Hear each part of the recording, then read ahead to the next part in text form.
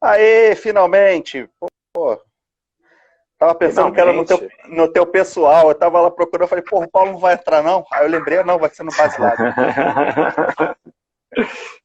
Tranquilo. E aí, como é que estamos por aí? Tudo tranquilo, cara. Como é que vai? Tá ouvindo? Oi, oi. Tá. Sim, sim. Não, eu vim Deu uma aqui só... falhadinha, mas foi. Vim aqui, me ambientei, né? Já que a gente vai falar de política nos subúrbios e periferias, me ambientar, né? Vim aqui no meu Nada quintal, melhor que um muro chapiscado. muro chapiscado, som ambiente, né? Rolando MC Marcinho aqui atrás. Daqui a pouco rola uma maquita, o cachorro latindo. Tá, tá tudo tranquilo. Se o vizinho da Maquita não aparecer hoje, eu vou ficar muito decepcionado, cara. Eu vou Tá achar que você rolando ali na inventou esse frente. personagem. Já acham que eu sou tijucano, né? É isso. Pô, Tijucano não. Tijucano daqui a pouco Sacanagem. vão falar que Rio 2 é barra. Não, nem é. É na imaginário, né? Os caras acharem. Vitor, antes de tudo, querido, muito obrigado. Você sabe como eu sempre acho que é um prazer conversar contigo. Uhum. E, porra, foi um cara que nos últimos anos todos aí segui muito, todos os meus amigos te adoram, todo mundo que se identifica como suburbano curte muito você. E aí eu queria que você começasse se apresentando. Fala um pouco mais de você. Antes de tudo, né, vamos às formalidades, porque entre nós não tem nenhuma, né, pelos bastidores, mas é mais pela galera. Queria agradecer a você, Paulo, o pessoal da Baslab, né, pelo convite. Bom, meu nome é Vitor, eu sou historiador de formação, terminei meu mestrado esse ano em História Social. Em 2012 teve um acidente de percurso aí no meu currículo, onde eu criei a página Suburbano da Depressão, que me rendeu algumas coisas, dentre elas conhecer você, conhecer outras pessoas que só constroem o meu currículo, né? Minha trajetória, tudo.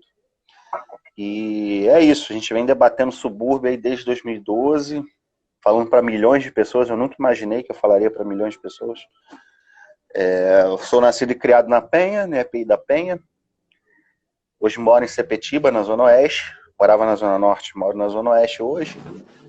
E a gente tem um desafio muito grande esse ano, né? A gente está aceitando um desafio aí para a gente reescrever essa história do Rio de Janeiro.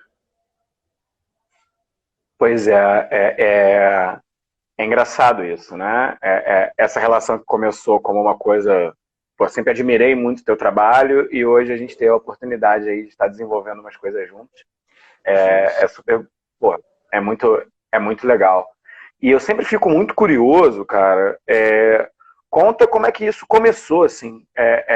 Aliás, deixa eu até agradecer aqui Juan, Pedro, Rua. Camila, pessoal do Diário de Bangu, que já lembrou aqui que Santíssimo não é Bangu, assim Verdade. como Todos os Santos não é Meia. Também é Exato. um recado importante aqui de dar. E nunca demais lembrar, Rio 2 não é barra. Não é Mas barra. vamos lá. Vitor, me fala como é que começou esse projeto, o que te motivou a começar esse projeto do Suburbano da Depressão? Enfim, conta primeiro como é que começou, que depois eu tenho umas perguntas mais específicas para te fazer. Bom, bem resumidamente, né? O tempo no Instagram é meio curto, né? 1 hora passa rápido. Passa muito. Então, aquilo, né? Você que também é um suburbano, você é do MER, você é do Zona Norte como eu, você sabe que a gente cresceu acreditando que o Rio de Janeiro era orla, né? A gente ouvindo muito que a gente morava mal por não morar perto ou na Zona Sul, ou então na Barra, né? A Barra que veio crescendo ali nos anos 90, hoje mais recentemente o Recreio, etc. Então, eu cresci ouvindo, né, que eu morava mal por morar na Penha, por morar na Leopoldina. Eu sempre me questionei o porquê disso, né? E eu comecei a faculdade em 2011, na finada Gama Filho, foi onde eu comecei a ter contato mais íntimo com a história dos subúrbios, né? Ali daquela região, a Universidade Gama Filho, que tinha um trabalho muito importante de memória ali daquela Piedade, Quintino, aquela região ali, Cascadura, né? E eu fui tendo contato com textos, com documentos e tudo, e foi quando eu comecei a questionar, né? E foi o advento aí definitivo das redes sociais. E aí eu decidi, eu sempre gostei de humor mesmo, eu decidi fazer a página, né, o Suburbano da Depressão, falando do que eu ouvia, né, do que eu sempre vi na minha infância, né, as questões de rua, né, de vassoureiro passando na rua, o paneleiro, essas coisas assim, ônibus, né, que eu sempre peguei, van, Kombi. E aí uma brincadeira que eu achei que nunca, não teria 100 curtidas, acabou que hoje tem quase 440 mil.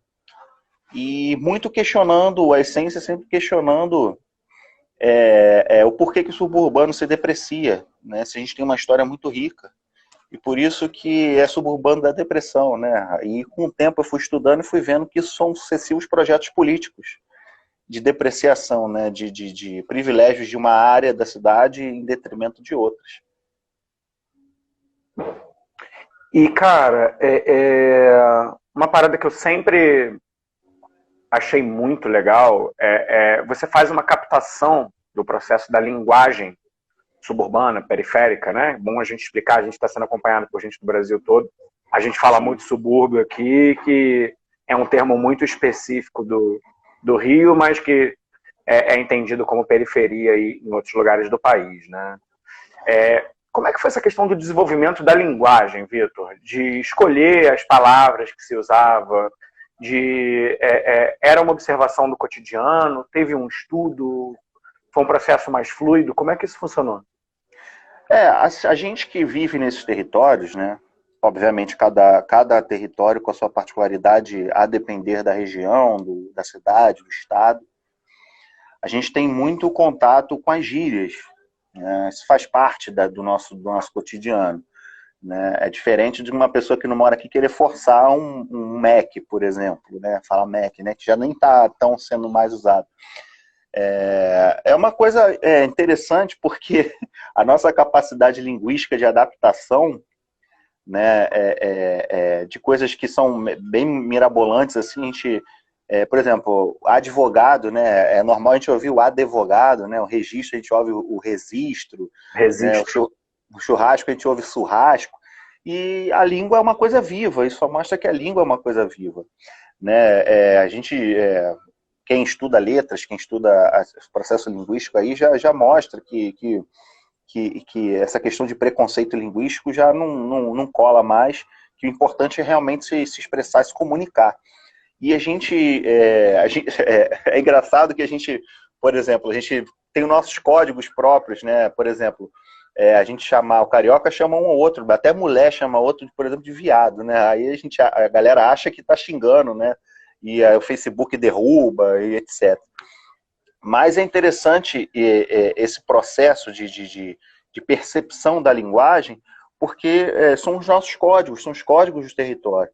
E não só no cotidiano assim positivo, né, do cotidiano nosso, assim, entre família, entre amigos, mas a gente sabe que tem territórios no Rio, né, e aí falando especificamente do Rio de Janeiro, que você não pode falar certas palavras, né, principalmente porque são voltadas a facções, né, aí você já se complica, né, e o território ele tem muito disso, né, de você saber não só por onde você anda, mas como você se expressa com o seu linguajar, e é importante você perceber ao seu redor esses símbolos de comunicação para você estar inserido no grupo, para você saber discutir, principalmente políticas, né? Porque não adianta eu chegar aqui com todo o meu linguajar acadêmico para falar para minha vizinhança, que não vai adiantar de nada, né? Não vai adiantar, os símbolos não vão encaixar naquela realidade. Perfeito. E, cara, o teu mestrado também foi nessa área, né? Foi um estudo sobre os subúrbios e tal. E me conta um pouquinho mais desse processo do mestrado, do teu objeto de estudo ali. Sim, sim. Bom, o meu objeto de estudo no mestrado, né, ele começou sendo a respeito em termos de recorte temporal, eu gosto muito de estudar a Belle Époque. A Belle Époque, pela historiografia, ela se passa entre 1870 e 1914, né?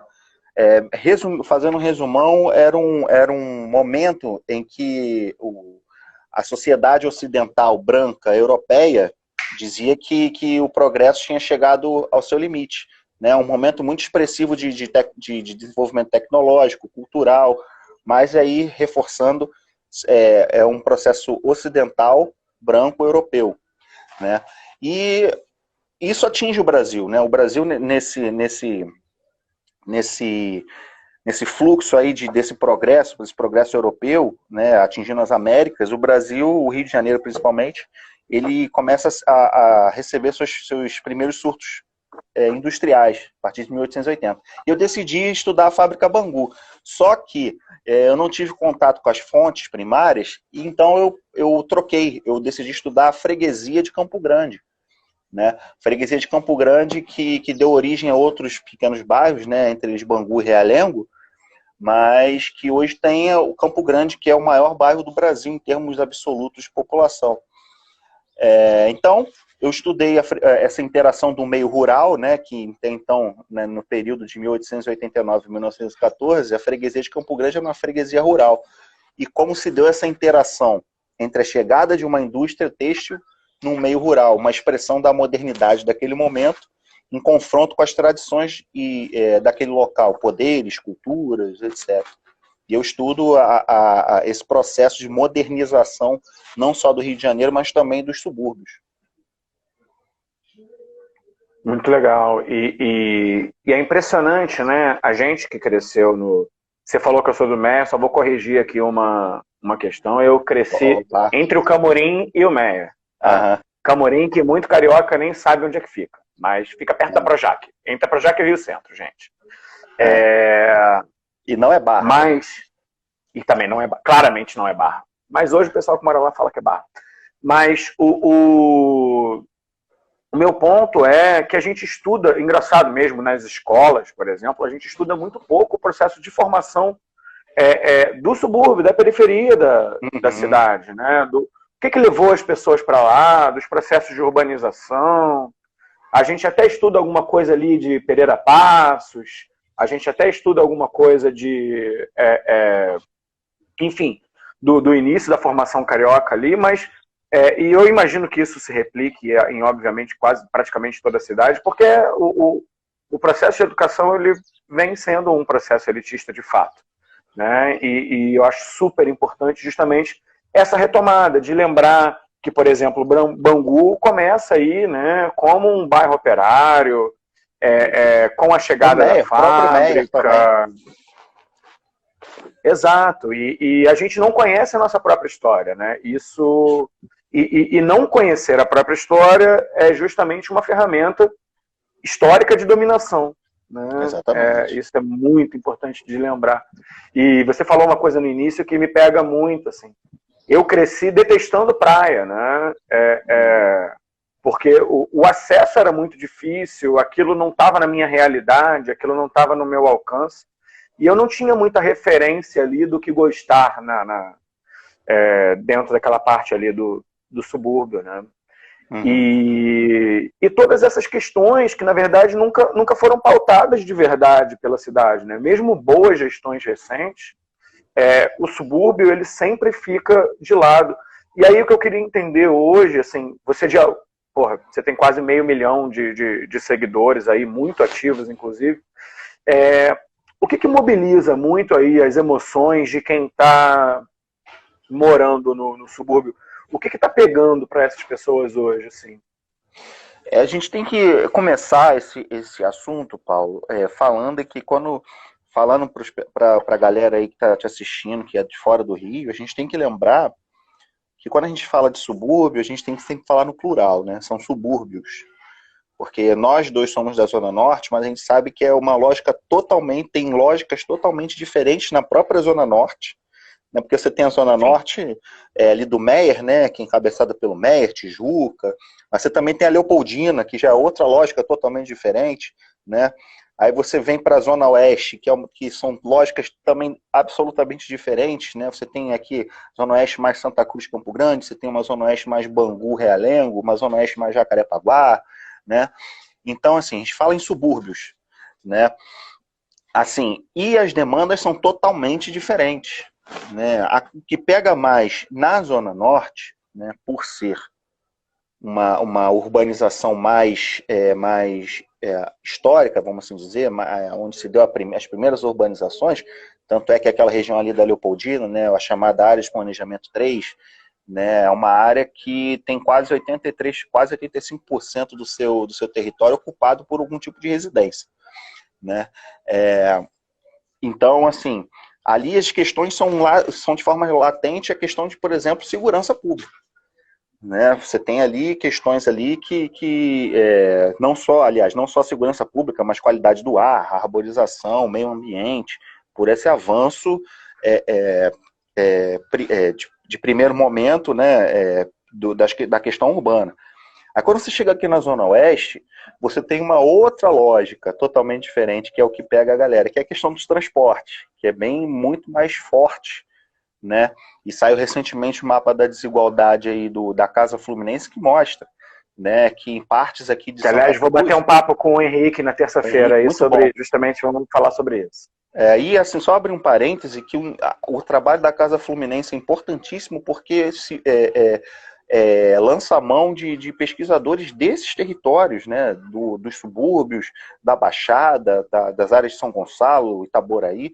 Pô, é muito bacana, cara, muito bacana. Fecha parênteses. Que é uma tendência em pesquisa, né? Inclusive. E é muito importante, porque só a gente tem feeling, né, de saber o que pega mesmo naqueles lugares, né? Mas assim, a pesquisa recente da Casa Fluminense mostra que mais de um terço do rendimento familiar de moradores de Santa Cruz, por exemplo, é comprometido por transporte, né? E a gente sabe que na Zona Oeste, aqui nesse lado de Santa Cruz, Campo Grande, são os maiores empresas de transporte que têm maiores números de reclamação, né, que são sucateadas mesmo, né, e fora outras questões de poder local, etc., que são também uma outra lógica totalmente diferente da Zona Norte. Então, para quem é de fora, né, acha que o subúrbio é uma coisa única, que você vai chegar aqui, você vai cair dentro de um quintal tocando Raça Negra e rolando churrasco, isso é idealizado.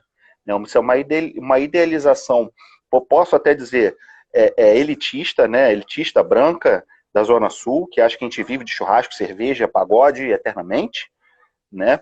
Mas a gente tem as nossas lógicas. Não que eu não viveria disso se eu pudesse.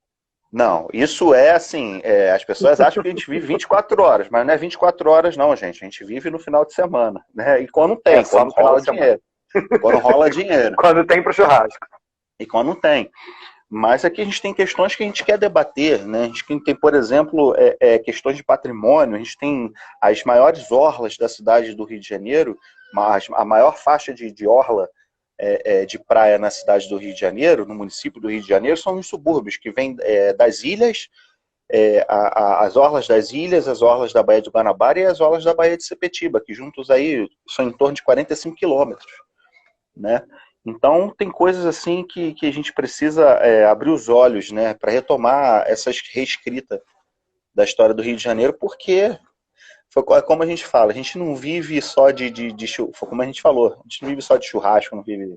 Tem gente pensando as coisas aqui. É interessante que a gente tem educadores que estão levando a história local para dentro da sala de aula, porque é uma geração que vai crescer tendo questões a respeito do seu bairro. Por que seu bairro não tem saneamento, não tem uma opção de lazer, não tem uma sala de teatro, uma sala de cinema, né? Isso é muito importante. Esse movimento tem que ser feito pela gente, não pode vir ninguém de fora para fazer. Boa. E aí, Vitor, até saber um pouco, assim, você já está há muitos anos, né? São aí 8 anos produzindo conteúdo e sendo muito reconhecido por isso. Como é que você prepara? Enfim, como é que o que você poderia dar de dica, por exemplo, para quem está tentando se comunicar com periferia, com subúrbio? E o que você usa de fonte, de método, de rotina? Assim, em primeiro lugar, a vivência, né? Acho que a gente não tem como escapar da interação constante com o nosso meio, com o nosso território, né? Ouvindo, sentindo, né? Porque a vivência não é só você estar ali participando ativamente, mas você também participa passivamente. Porque, por exemplo, que tem aqui agora, por exemplo, no meu vizinho tem a criança chorando, o outro vizinho ali está ouvindo o som, o outro vizinho ali vai estar cortando piso. Então, isso são realidades que a gente participa de forma passiva, né? Os nossos sentidos, eles captam todas essas sensações, os cheiros, né? A pessoa fazendo almoço, a gente consegue sentir o cheiro do alho, né, sendo queimado, etc. Então, assim, é importante que as pessoas tenham essa sensibilidade a respeito do seu território, começar pela sua rua, depois passando pelo seu bairro, né? E aí entra outro importante ponto, que é o conhecer a história desses locais, conhecer a formação, conhecer o porquê que você não tem políticas sérias, quais são os rumos, né, de interação que tem esse bairro com a cidade, as conexões, o porquê que demora a chegar aqui, por exemplo, o ônibus que você demora, tem que pegar às vezes 2, 3, isso tem tudo um porquê. Então é conhecer a história do bairro conectado à cidade. São essas ferramentas aí que eu uso bastante para pautar os conteúdos ali das brincadeiras, né? E com o Suburbano da Depressão, cara, eu acho sinceramente que a gente já conseguiu o objetivo que a gente queria, né? Que é colocar o subúrbio na rota dessa história do Rio de Janeiro. E aí eu gosto muito de frisar que isso também é um dos outros elementos para quem gosta de produzir conteúdo local ou pretende, você tem que estar sempre em conexão com outros produtores de conteúdo, porque você nunca vai estar sozinho e não pode estar sozinho, né? Por exemplo, o Suburbano da Depressão, apesar de ter quase 440 mil pessoas, ele não se faz sozinho, ele se faz majoritariamente pela interação das pessoas, né? Pelo compartilhamento, né? Por você tocar o sentimento das pessoas, as questões nostálgicas, né, das pessoas. E o Suburbano da Depressão é uma parte de um movimento, né, de pessoas que já estavam há mais tempo do que eu, né, que entraram nas redes sociais e ganharam amplitude. Então, é um fortalecimento de rede, fortalecimento da rede, né? Você está sempre inteirado, fazendo a política da boa vizinhança, óbvio, e conhecendo, cara, porque com certeza vai ter gente que vai ter uma dificuldade e você vai poder preencher, assim como você vai ter uma dificuldade e aquela pessoa vai poder te preencher. Então, são esses 3 pontos principais, né? Ter a sensibilidade do território, conhecer a sua história e ampliar as redes, preencher e ser preenchido. Boa, muito bom, cara. É muito hoje legal. Eu tô inspirado, te ouvir, hoje né? eu tô inspirado. Eu tô inspirado Tá sim, tá sim. E você tá falando, e eu tô muito lembrando aqui justamente desse processo, né? De como e assim, eu acompanho a página muito possivelmente desde o início dela, porque sempre fui rato de internet também, né? Uhum. E eu lembro muito de como me marcou e de como o teu discurso foi importante ali na minha formação como suburbano, de uma questão que eu tinha muito pouca consciência até então, né? Uhum. E aí uma coisa que eu queria te perguntar, assim, por que na tua visão é importante pautar o subúrbio? Eu gosto muito de alguns dados que você traz e da questão da importância histórica. Traz um pouco disso, sim. Claro, para começar, nós somos a maioria da população do Rio de Janeiro, para quem não sabe, para quem é de fora, né, da capital, né? E isso certamente se replica em qualquer periferia brasileira, de fato. Qualquer periferia. Você tem que ter noção de que nós somos a maioria, né? São quase 80% da população do Rio de Janeiro que moram nos subúrbios, nos chamados subúrbios cariocas, né?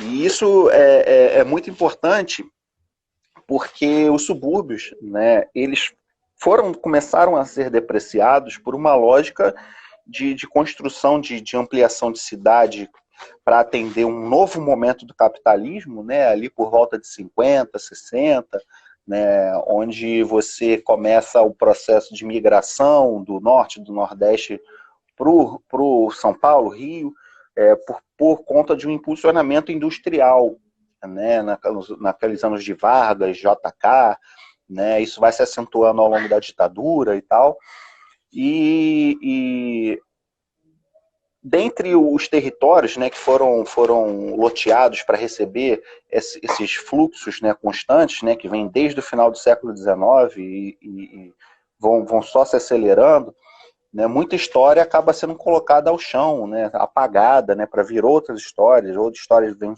sendo esquecidas, né. E é importante a gente falar que o subúrbio faz parte da história do Rio de Janeiro, porque aqui, por exemplo, é nos subúrbios que a família imperial, a família real portuguesa vive quando vem para o Brasil, que foi em São Cristóvão, né? Então, isso eu estou falando no campo da história, que é o meu campo, né? Porque, como a gente falou, quando você não conhece a sua história, a sua identidade vai destruída, né? Então, a gente tem residência da família real, em São Cristóvão. A gente tem aqui em Santa Cruz, que é a Fazenda Imperial. São coisas que são apagadas da história do Rio de Janeiro, que só quem mora nesses territórios podem reacender. Isso traz devolve o brio, né? Devolve um sentimento de pertencimento que as pessoas param e pensam, pô, cara, a gente tem uma história, né? A minha realidade é totalmente diferente, né? Porque quando falam do Rio de Janeiro, falam de Copacabana. Pô, eu moro a 60 quilômetros de Copacabana.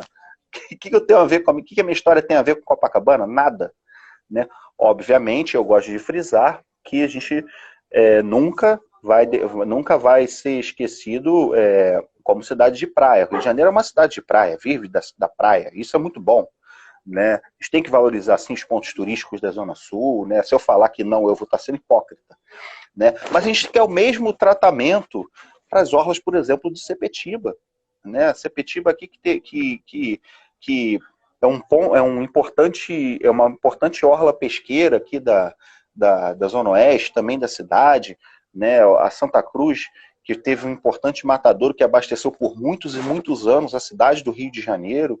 Campo Grande, que tem um comércio pulsante, né? O maior bairro do Brasil, e se não é o bairro que paga mais impostos no Rio de Janeiro, junto com Madureira, né? Então são diversos níveis de produção, econômico, cultural principalmente. A gente não tem nem o que discutir a respeito da produção cultural de Madureira, por exemplo, né? Um entroncamento muito importante da nossa cidade, né? Ali você tem o samba, você tem o jongo, você tem o rap, você tem o baile charme embaixo do viaduto. Isso aí não entra nem em discussão. Tem o Mercadão, tem toda Mercadão, a história religiosa. Isso, né? Então, justamente essas chaves de pertencimento, de reescavar a história, né, que vai potencializar os subúrbios, né? E esses são movimentos que a gente precisa se unir, como eu falei antes. Isso é um movimento em rede, né? Sozinho ninguém vai fazer nada. Não tem como dizer, eu vou bater no peito, não, eu sou representante do subúrbio. Eu também nem quero, né? Porque é um fardo, assim, é uma responsabilidade muito grande, né? Então, assim, construção de rede, é uma construção aí de formiguinha, porque foram anos de depreciação e a gente agora tá na hora de dar uma zoada também, né? É bom lembrar. E é muito marcado isso, né? Eu venho de uma família de retirante nordestino, minha família veio do Ceará, clássico, assim, veio pau de arara mesmo, né? Uhum. E, porra, foram nossas famílias que construíram a cidade, de fato. Sim, né? sim. E a gente fala muito pouco nisso, né? De como foram esses nossos antepassados que construíram a cidade e que têm direito sobre essa cidade, né? Essa questão do Sepetiba é absolutamente absurdo. Se a maior parte da população tá naquela região, né? Por que a cidade prioriza mais quem vem de fora? Por mais que isso gere, de fato, um fluxo financeiro, turístico super importante, mas a gente não pode deixar 80, 90... A Zona Sul é o que? É 10% da população da cidade? Por Se aí, chegar, menos. se chegar isso tudo, né? Isso. Então eu estou excluindo 90% da população em função de um projeto. E o nível de investimento da cidade, isso sempre foi uma coisa que me irritou bastante, né? O nível de investimento, esse retorno de imposto, ele sempre é muito mais voltado para uma área já muito privilegiada da cidade, né? Você pega asfaltamento, você pega iluminação, você pega segurança pública, você pega, enfim, várias questões, e o nível de investimento ele está sempre voltado para esses 10%, né? Que precisa ser reequilibrado, senão a cidade vem abaixo, né? Exatamente. E aí, cara, em termos dessa questão de investimento, né, falando aqui da Baía de Sepetiba. Baía de Sepetiba, que é ampla, né, pega não só o município do Rio de Janeiro, mas também pega ali Itaguaí, né, pega chegando ali Mangaratiba e tudo. Inclusive o Rio de Janeiro deveria ser, por ser a capital, não só por ser a capital, mas ser a entrada do Brasil para o mundo, deveria, a gestão do Rio de Janeiro, a próxima principalmente, deveria ter um plano de encabeçamento de despoluição das baías, um plano muito sério, né, com os municípios ao redor, né, a Baía de Sepetiba e a Baía da Guanabara. Tá? Mas aí, falando da Baía de Sepetiba, aqui é um berçário onde botos cinzas vêm se reproduzir, né, tem uma importância fundamental ambiental, né? Aqui você tem um mangue ali, você tem coisas importantes aqui. E que quando você tem aquele processo da instalação esqueci o nome, TKCSA, isso aí. TKCSA, da ThyssenKrupp. ThyssenKrupp, isso. Companhia Siderúrgica do Atlântico. Quando você tem aquele processo que se arrasta lá, acho que desde 2004, 2005, para a instalação da TKCSA aqui em Santa Cruz, você tem um amplo debate ambiental, né? Por quê? A Bahia ela começa a morrer com a poluição causada por esse parque industrial, né? Você teve aí, acho que em 2010, 2009, 2010, você teve aí uma chuva de prata, né? Em Santa Cruz, né? Causada por essa poluição. O projeto tinha sido vetado em mais de 10 países e veio parar no Rio de Janeiro. Isso, e aí, quando a gente fala dessa questão de investimento, aí é que a gente pesa, porque o prejuízo ambiental e sanitário fica com a gente, né? Uhum. E aí, qual foi a contrapartida? Se modernizar e investir em ciclovia em Laranjeiras. Olha que beleza, né? Você privatiza os lucros e socializa os custos, né? Os custos, os prejuízos. E fora outras coisas, né? Você tem ali, por exemplo, ali na região de Honório Gurgel, você tem ali uma fábrica de cloro, isso é perigosíssimo, cara. Ali, aquela região ali de Honório Gurgel, volta e meia tá respirando ar com cloro, né? Quando que fariam isso na Zona Sul, no Jardim Botânico, no Leblon? Acho que nunca.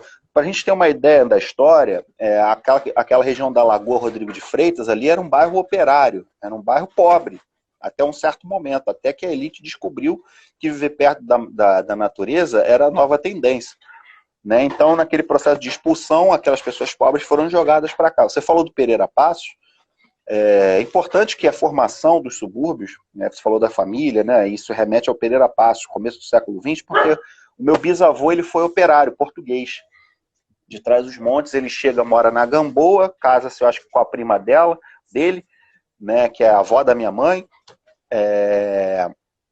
e aí eles vão morar na Penha, saem da Gamboa e depois vão morar na Penha, né? Então são esses fluxos aí de construção familiar, né? Os portugueses pobres, né? Mais para frente os nordestinos, né? Os nortistas, e a gente nunca pode esquecer, Paulo, é uma coisa que está em voga e que a gente tem que sempre reforçar, que a base de construção da nossa cidade foi a partir da escravização de pessoas negras, né? O Rio de Janeiro foi um porto de negociação, né? Que foi um porto ali para a escravidão ali, que foi importante, né? E o Rio de Janeiro é uma cidade negra, né, que é a maioria da população. Né? A gente tem ali o Cais do Valongo, né? Foi o porto com maior movimentação de negros do mundo, se eu não me engano. Eu posso estar enganado, mas... Isso. Não, e aí quando a gente fala da nossa família, né, a gente ainda teve esse privilégio de saber a origem das nossas famílias, né? E tem pessoas que não têm esse privilégio, principalmente as pessoas negras, né? Porque por estarem os seus descendentes estarem inseridos nessa lógica aí de subjugo de outras pessoas, né? De outras pessoas para trabalhar, para fazer o país, né? Então são ondas assim sucessivas de imigrações, né? Que compõem o Rio de Janeiro e principalmente o subúrbio carioca, né? Que em um certo momento ali com Pereira Passos, você tenta modernizar a cidade e você não quer mais aquelas culturas ditas marginais naquele espaço, então elas vêm para o subúrbio. O subúrbio é um importante caldeirão de produção cultural, né? O samba, o jongo, o funk mais recentemente, né? E são todas essa mistura de culturas ditas marginais, né? Entre aspas. E aí que depois de um momento a própria elite se apropria, né? Porque o samba até um certo momento era coisa de malandro, de bandido, de vagabundo, mas hoje você tem shows que são caríssimos, shows de samba, né? O próprio carnaval, né, que nasceu nos morros, nas periferias, nos subúrbios, é uma coisa meio que elitizada, né? O samba mesmo só começa a ser aceito pela sociedade, pelo asfalto, né? Ali com o Noel. Precisou um branco ir lá em cima, descer e falar, olha, tem isso aqui que tá rolando. Isso. O próprio Cartola, e aí a sociedade começa a olhar, não, realmente, olha, tem um branco aqui dizendo, a gente deveria ouvir isso. O Cartola, né? O Cartola, se eu não me engano, ele só veio ter suas obras valorizadas depois de idoso, né? Porque ele começou a gravar, né? Então, infelizmente, a gente tem isso, né? O funk, mais recentemente o funk, a partir do final dos anos 80, anos 90, né, que era uma coisa assim vista como uma barbárie, né, os bailes de corredor que aconteciam na Zona Norte, na Zona Oeste, né, que hoje você tem bailes aí, porque principalmente aquele baile que tem na Rocinha, esqueci o nome, eu não sei se é da favorita, eu acho, que é uma coisa assim cara, né, é para um certo público, né, você tem lajes que tocam funk hoje que são para um certo público elitizado, branco, né.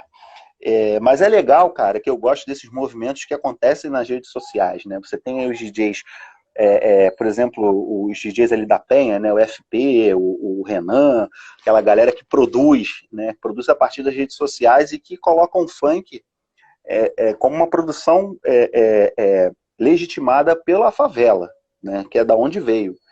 Né? Isso é muito importante, cara. Isso é muito importante. Agora, recentemente, a gente viu aí o Negão da BL, o MC Negão da BL, que é lá de Magé, né? Que ele tem aquele canal lá que ele interage com a mãe dele dá porrada nele e tal, que é engraçado. O cara atingiu 1 milhão de pessoas no YouTube, 1 milhão de pessoas no Instagram, só com um celular, um garoto de 23 anos, cara. Isso é muito foda. Isso eu acho muito foda. Conseguiu transformar a realidade da família dela a partir das redes sociais. Cara, obviamente tem muita gente fazendo muita coisa legal, mas certamente você teve um processo de aprendizado aí, né? Eu gosto muito de observar hoje o processo de amadurecimento político da Anitta, por exemplo. Sim. E de ver justamente de onde tem que se partir ali, do nível da dúvida, que às vezes... É isso, a gente não teve uma educação política de fato na nossa formação, né? Uhum. Essa formação é muito ruim, salvo se você se interessa muito pelo assunto, busca, estuda, né? E isso, principalmente em território popular, em periferia, em subúrbio, isso fica ainda mais crítico. O que você vê como dificuldade, cara, para comunicar questões políticas, aí você que está tentando fazer essa transição, né? Por mais que o teu perfil de humor sempre tenha abordado de alguma forma questões políticas ali, né? Porque falava de mobilidade, porque falava da situação no subúrbio, da distribuição de renda, da valorização em si, tudo isso é política. Mas quais são as principais dificuldades, cara, em comunicar esse tipo de questão em territórios mais populares? O que você sente aí? Cara, para começar que a gente está vivendo, né? Eu acho que eu comecei lá em 2012, a gente começou ali uma questão de fiel, justamente de criminalização da política pelas sucessivos notícias, né? Que desencantam qualquer um, corrupções, né? As pessoas sendo replicados os mesmos problemas, né, sociais aqui, principalmente no Brasil, né? E você vê em um momento de avanço aí de autoritarismos, né? Principalmente em territórios populares, e propagandeados principalmente pelas redes sociais, né? Um dos grandes irradiadores dessas propagandas autoritárias aí são páginas de bairro, né? São aplicativos de mensagem, né? Então nesse primeiro momento a gente tem essa conjuntura, uma conjuntura de escalada de autoritarismo aí muito forte, né? Que já faz parte da realidade dos subúrbios e periferias, né? Que são os poderes locais, né? E aí cada território com o seu, né? Seja o tráfico, seja a milícia, né? Seja os ditos coronéis, né? Locais, né? E depende muito da região, né? Então você tem essa questão escancarada do autoritarismo, né, que ganha força com as redes sociais, né? Então você tem aí, já tem um dificultador aí de ampliação de um debate mais democrático, né? Porque parece que você falar de coisas básicas do ser humano virou coisas comunistas, né? E você sabe muito bem, você que está nessa questão de política, de processo de plataformas políticas há muito mais tempo do que eu. E parece que você falar que, por exemplo, o cara tem um transporte de qualidade, que é direito dele, né? O cara tem uma água de qualidade caindo na torneira dele, parece que fosse falar isso é coisa de comunista, né? Ou o cara falar que a pessoa tem um acesso a uma educação boa, né, ampla, né, uma educação cidadã, é coisa de comunista, virou coisa de comunista. Como assim? Isso é uma coisa republicana. A gente vive numa república, né? E a base da república passa por uma educação cidadã, com as pessoas, que o aluno ou a aluna ela tem que ter conhecimento dos seus direitos, dos seus deveres, né? Então isso virou um jogo ideológico muito covarde, né? Porque acaba sobrando, principalmente para a gente, como sempre sobrou, né? Então você tem essas dificuldades aí, principalmente por fake news. E quando eu tento falar um pouco de política ali na página do Suburbano da Depressão, aí ou eu já estou ganhando dinheiro de alguém, como você sabe muito bem, que as pessoas dizem que eu ganho dinheiro, ou sou comunista, né? Já me chamaram de fascista, e é um fruto assim as pessoas não estão tendo dificuldade de se acertar na própria mentalidade, né? A população está muito amedrontada ainda e muito descrente de que eu, por exemplo, ou outra pessoa que diga não, nós vamos debater isso por vias democráticas. As pessoas acham que a gente só quer entrar, que a gente quer entrar para ganhar dinheiro como os outros ganharam, né? Como se não existisse a possibilidade de você refazer, né? O ambiente político, né, que é onde se resolve tudo na nossa vida, por meios legais, né? Então a gente está pegando uma rebarba que não é nossa, né? Mas também nós estamos inseridos nesse processo.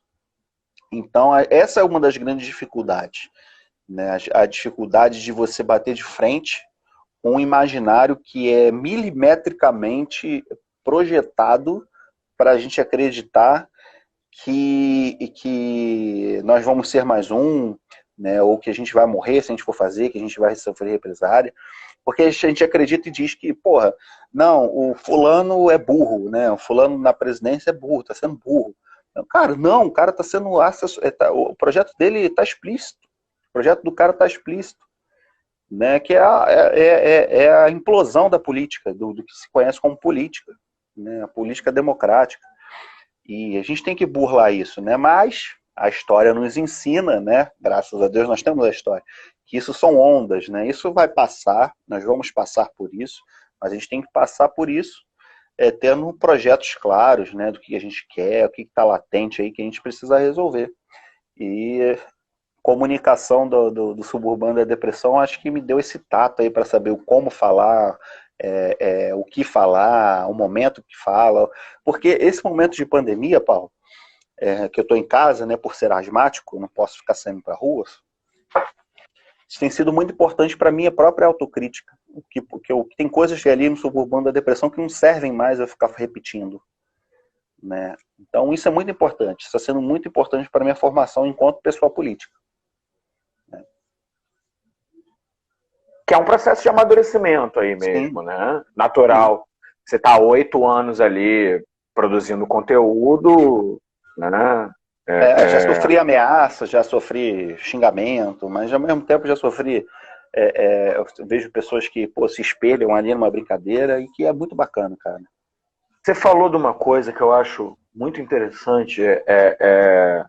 Não sou sociólogo, então sociologia de boteco aqui, mas você como historiador eu acho interessante de até pegar a tua percepção sobre isso, né?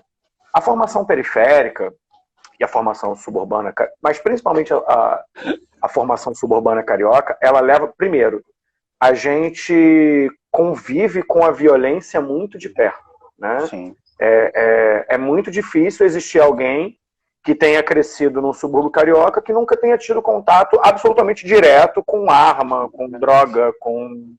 E isso mesmo, por exemplo, eu morei em Vila Isabel e morava no asfalto, mas morava perto ali do Morro do Macaco e, cara, do lado da delegacia ali, era gente de fuzil, era tiroteio todo dia, enfim. E eu tô falando de uma área razoavelmente privilegiada da cidade, que é Vila Isabel, por exemplo. Uhum. Mas isso acontece Tijuca, Meier, e obviamente em Santíssimo, Penha, enfim, dentro da Zona Oeste, mesma coisa. Tem uma coisa da formação cultural carioca, né? Acho que essa coisa da chegada da família portuguesa, trazendo uma série de regras que efetivamente não serviam àquela população, né? E mudando totalmente o tipo de convivência que existia ali a partir da chegada da família real, né? E da formação, inclusive, dessa coisa do jeitinho, porque se o carioca médio ali cumprisse todas as regras, ele morria, de fato, né? Ele não tinha como. E entender isso, entender essa formação histórica também super importante para entender até como se comunicar com esse público, com certeza. Com certeza. Como é que você vê essa coisa da formação histórica periférica influenciando essa coisa do comportamento? E aí, tanto da questão da violência quanto do jeitinho, se você puder comentar um pouco disso. Porque assim, falando dos subúrbios, eu costumava falar que os subúrbios, ele se reinventa, até uma coisa do próprio Luiz Antônio Simas, porque a gente vive no precário, mas não é questão de romantizar o precário, né? Porque do precário você sai aí as gambiarras é o que fazem a gente, são os nossos jeitinhos, podem ser os objetos, né? Tanto os objetos, né? Quanto o jeito de você se relacionar com as pessoas, com os vizinhos, né? Como a gente falou, a questão da linguagem, dos símbolos de linguagem, são gambiarras que a gente inventa para a gente conseguir sobreviver, né? E aí, quando você fala de formação histórica das periferias, dos subúrbios, e no tocante à violência, a gente tem que lembrar que a violência ela não se resume só a arma de fogo. Né? Você tem aí uma violência psicológica, principalmente, porque quando você precisa acordar, quando você trabalha no centro da cidade ou na Zona Sul, e o seu horário de trabalho começa às 9 horas da manhã, e você precisa se programar e sair de casa às 5h30 para você não se atrasar, isso é uma violência. Isso, para mim, é uma violência psicológica absurda, e moral também. Então, são diferentes níveis de violência que a gente tem aqui nas periferias e nos subúrbios. Né? E eu acho que isso é uma coisa assim, um lugar comum nas periferias, né? Porque eu falo dos subúrbios, mas uma coisa das periferias mesmo do Brasil.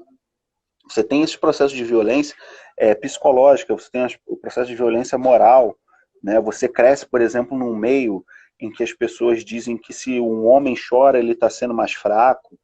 Né? Você cresce num meio em que você, por exemplo, você vê o responsável batendo na criança e você vai falar que não é assim. Ele fala, mas eu apanhei e eu tô aqui, eu nunca dei para nada, né? Eu nunca não tenho traumas.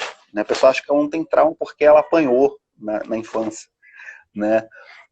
Mas quando você vai ver, o cara tem diversos distúrbios psicológicos e tal. Só pode dizer que não teve trauma quem nunca fez análise. Verdade. Então, assim, essa questão da violência, principalmente nas periferias, ela vai muito além do tiroteio, vai muito além do bandido, vai muito além do traficante, do miliciano, do bicheiro. Ela vai muito... só o fato de você não saber se amanhã você vai ter luz na sua casa, se você vai ter água para você beber na sua casa, isso já é uma violência. Isso para mim é uma violência assim de desarticulação, assim que mexe desestabiliza qualquer família, qualquer pessoa, né? Você não sabe se o cara vai sair para trabalhar, a mulher vai sair para trabalhar, não sabe se ela vai ter o seu celular roubado na esquina, né? Já sai apreensivo de casa, né? Então, isso faz parte da formação psicológica das periferias e dos subúrbios, né? E quando você fala da questão lá da família imperial, da família real e depois da família imperial, é justamente isso, né? Você traz uma máquina, né? Não só no período imperial, mas também nos primeiros períodos republicanos. Você traz uma lógica que não é local, uma lógica que não é inerente da América, para uma realidade totalmente desordenada, né? Desordenada aí pelo viés daquela realidade. Né? E com certeza você vai ter conflitos. Isso quando você traz uma coisa que não é de fora de um ambiente, você coloca naquele ambiente, você tem um conflito, né? E eu estudo isso um pouco na minha dissertação, né? Porque quando você chega a indústria chega na freguesia de Campo Grande, ao passar do tempo você tem conflitos ali com os industriais, né? Entre os industriais e as elites agrárias de Campo Grande, né? Isso vai se refletir muito no futebol, com o clássico rural, né? Campo Grande e Bangu, né? Então, por esse caminho aí. Muito legal, cara. Nossa, eu poderia ficar aqui eu tô o dia inspirado inteiro hoje eu tô inspirado pra cacete. Falando dessa formação cultural carioca, né? O Rio sempre me fascinou muito, né? Principalmente essa área, porque entender, né, de onde a gente veio, como a gente veio e para onde a gente está indo e para onde a gente quer ir de fato. Eu acho isso uma das coisas mais centrais dentro dessa discussão, que é para onde que a gente quer andar, para onde que a gente quer caminhar enquanto periferia, para onde que a gente quer caminhar enquanto subúrbio, né? E aí, cara, uma das coisas que eu queria muito entender contigo, assim, por exemplo, para outras pessoas que estão aí desenvolvendo um relacionamento com periferias e tal, onde é que tem oportunidade para desenvolver relacionamento com um público mais periférico, Vitor? Oportunidade você diz como? Que tipo de gancho você pode usar? O que você usa de gancho para gerar esse relacionamento? Assim? Assim, eu gosto muito de mexer com a nostalgia e com as emoções, né? Então, sempre funciona. Sempre funciona, cara. Se você atinge o coração da pessoa, acho que você ganha ela. Porque, assim, muito do que eu lia e ouvia do pessoal que me segue no suburbano era de que, pô, você escreve as histórias lá da Dona Neném, do Rogerinho do Gol Preto, do Bira e tal, parece que você está vivendo na minha casa, parece que você está vivendo no meu bairro, né? Pô, super me identifico quando você fala das coisas, né, que se faz em casa, né, do barulho do vizinho, enfim. São questões afetivas, né? Eu gosto muito de trabalhar com afetos. Então, acho que é um gancho muito importante quando você trabalha com afetos, porque mesmo que a pessoa ela não seja seu vizinho, não mora na mesma cidade que você, vai ter alguma coisa ali que ela vai se identificar, né? Tem o suburbano da depressão, ele, por incrível que pareça, a segunda cidade que mais segue a página é São Paulo, né? Mas eu tenho aí, das 10 primeiras cidades que mais seguem, eu tenho aí eu acho que umas 5 ou 6 do estado do Rio de Janeiro e outras que são de fora, né? Você tem Manaus. Você é carioca com saudade de casa. É, você tem Manaus, você tem Belo Horizonte, você tem, pô, São Paulo, né? Ou então até pessoas que são dessas cidades mesmo e que falam, pô, eu não sou do Rio, né? Mas eu me identifico, né? Então o gancho do afeto, a chave do afeto é o primordial. Primordial. Porque isso vai te puxar para você buscar entender o porquê o seu bairro é depreciado, a sua rua não tem a infraestrutura básica, né? E você vai sentir isso em você vai sentir isso no seu coração, você vai sentir isso no seu corpo, e você vai buscar, você vai correr atrás para solucionar, né? E, cara, a gente está entrando aqui nos últimos 3 minutos, eu tenho uma última perguntinha para ti, que é mais assim, que instituições, que projetos, que pessoas estão fazendo um trabalho legal aí pelas periferias? Você falou muito da Casa Fluminense hoje, lembrando, a gente vai ter um papo com ele, com o Henrique, na terça-feira. Uhum. Mas queria que você comentasse aí mais sobre outros atores que estão fazendo isso e também já pode ir meio se despedindo aí, que a gente tem 2 minutos só. Tá. Cara, assim, só para resumir mesmo, né? Não dá para falar de todos, né? Você tem um grupo aí que está discutindo os subúrbios por viés acadêmicos, mas também produzindo por viés cultural, né? Você tem lá o Cineclube Subúrbio, do Subúrbio Carioca. Você tem, que estava até aí, que tinha até entrado aí o J. Marques, que tá, pô, tem uma atuação muito forte ali na Cidade de Deus. O trabalho do Jota é fantástico na Cidade de Deus. Eu faço questão de acompanhar o Jota assim de uma forma quase religiosa, né? Para aprender também, né? O pessoal ali do Complexo do Alemão, ali o Renê, faz um trabalho aí desde 2010, né? Você tem aí outros coletivos nos subúrbios, você tem o Subúrbio em Transe, que é o Cineclube, né? Então, assim, são apenas alguns, né, que eu gosto de acompanhar. Tem uma galera fazendo produção cultural muito maneiro, né? Eu gosto muito da galera do Leão Etíope, do Meia, por exemplo. Do Leão Etíope, isso. O próprio Simas, né, que a gente citou aqui hoje, que assim, é um dos caras que eu mais admiro nesse mundo, assim. Eu tenho até vergonha de falar com ele quando eu chego perto. Pô, quem não tem, né, cara? O cara parece... Ele não sei, eu vi o Simas assim, ele anda cara, com a gente. O Simas pra mim é um semideus, cara. Eu pensei que ele flutuava, né? É praticamente isso. Não tem como.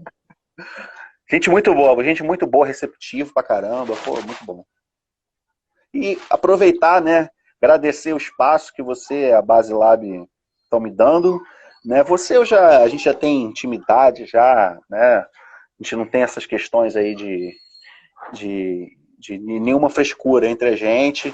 Agradecer o pessoal que assistiu e a dizer que esse ano, 2020, é o ano chave aí pra gente reescrever a história do Rio de Janeiro. Muito bom, cara. Eu acho que esse é o grande recado que fica, né? A gente precisa conhecer nossa história, a gente precisa entender o que está rolando sobre isso, conhecer os números, conhecer os dados locais, conhecer as pessoas, conhecer os problemas delas, porque para mim é essa renovação que a política está precisando, né? Eu acho teu trabalho fantástico, sou um super admirador do teu trabalho. Queria muito te agradecer por você ter tido a disponibilidade de estar com a gente aqui hoje.